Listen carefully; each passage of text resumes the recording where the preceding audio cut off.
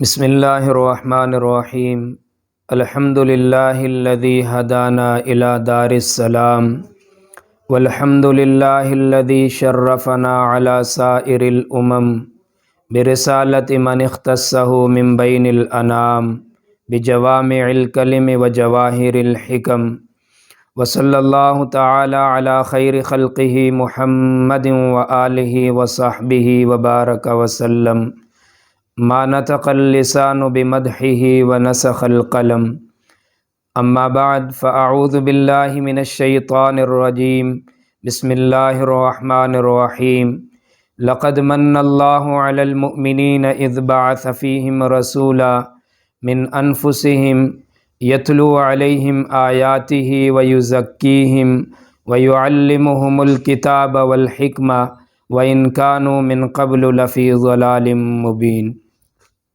صدق اللہ مولانا العظیم۔ اللہ سبحانہ و تعالی نے اس آیت مقدسہ میں دو اہم چیزوں کو بیان فرمایا۔ ایک سرکار کی بعثت کو امت کے لیے احسان قرار دیا، اور دوسرا سرکار کی بعثت کے مقصد کو بیان فرمایا۔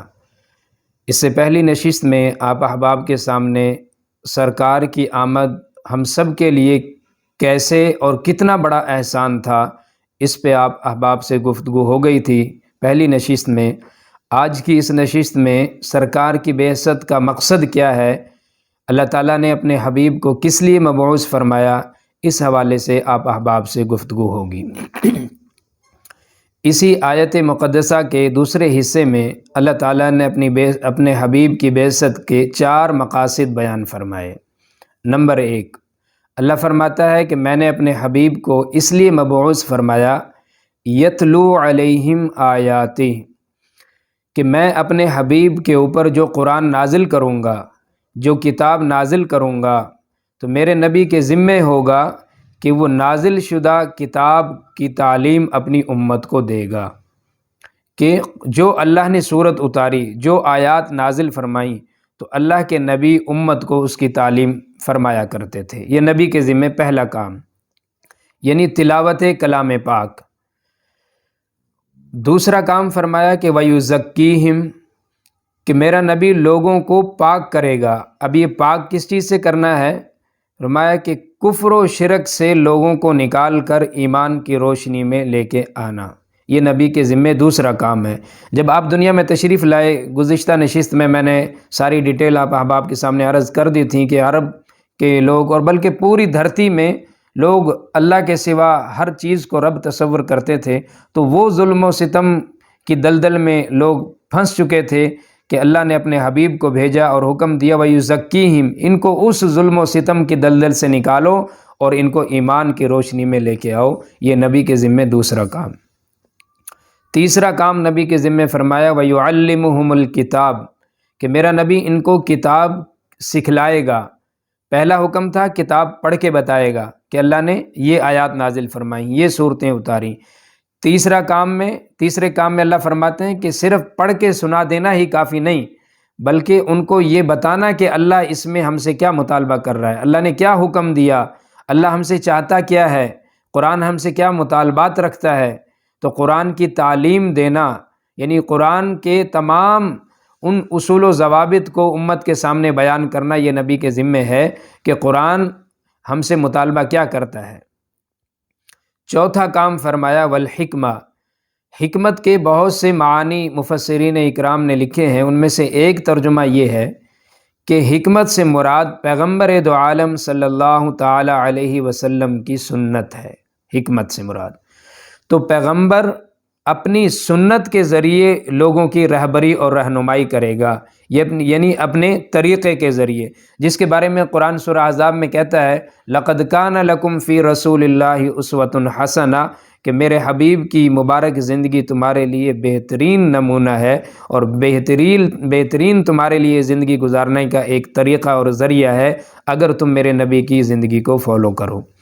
تو یہ 4 کام اللہ نے اپنے نبی کے ذمے لگائے، کتاب کی تلاوت، لوگوں کو کفر و شرک سے نکال کر ایمان کی روشنی میں لے کے آنا، اور لوگوں کو کتاب کی تعلیم دینا کہ قرآن مطالبہ کیا کرتا ہے، اور اپنی سنت لوگوں کے سامنے پیش کرنا کہ یہ نماز پڑھنی ہے تو طریقہ نبی کا، جسے ہم سنت کہتے ہیں۔ اب قرآن کا حکم ہے اقیم الصلاۃ، اللہ نے تو حکم دیا، اب نبی نے یہ اقیم الصلاۃ کی آیت پڑھ کے بھی سنا دی، اس کا ترجمہ بھی کر کے بتا دیا کہ اللہ اس میں یہ فرما رہا ہے کہ نماز پڑھو، لیکن جب تک نبی اپنی سنت کو اس کے ساتھ ایڈ نہیں کرے گا، یعنی پریکٹیکلی لوگوں کو کر کے نہیں دکھائیں گے، تو امت تک میسج کیسے مکمل جائے گا کہ نماز کو پڑھنا کیسے ہے؟ اس لیے یہ 4 کام اللہ نے اپنے نبی کے ذمے لگائے۔ یہ کام تو نبی کے ذمے تھے، اور جو نبی کو نبی مانتا ہے، یعنی جو بھی اپنے نبی پر ایمان لایا، اس کے ذمے ہے کہ وہ بھی نبی کی تعلیمات کے مطابق عمل کرے۔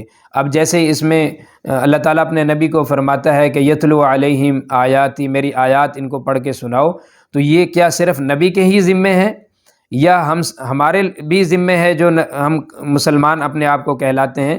تو ہمیں بھی چاہیے کہ ہم قرآن کی تلاوت کا اہتمام کریں۔ سید حضرت امام اعظم ابو حنیفہ رحمۃ اللہ علیہ کے فتوے پہ ہم سارے عمل کرتے ہیں تقریباً، تو امام صاحب کا مسلک یہ ہے، وہ فرماتے ہیں کہ ایک مسلمان پر کم سے کم سال میں 2 مرتبہ قرآن مجید کی تکمیل، یعنی قرآن کو ختم کرنا، ایک مسلمان پر قرآن کا کم سے کم درجے کا حق ہے۔ تو صرف قرآن کی تلاوت کرنا یہ نبی کے ذمے نہیں ہے، ہم سب کے ذمے ہے بحیثیت مسلمان۔ مجھے بھی چاہیے، آپ لوگوں کو بھی چاہیے کہ ہر آدمی یہ دیکھے کہ میں نے قرآن کے ساتھ کیا کم از کم درجے کا حق بھی ادا کیا ہے یا نہیں۔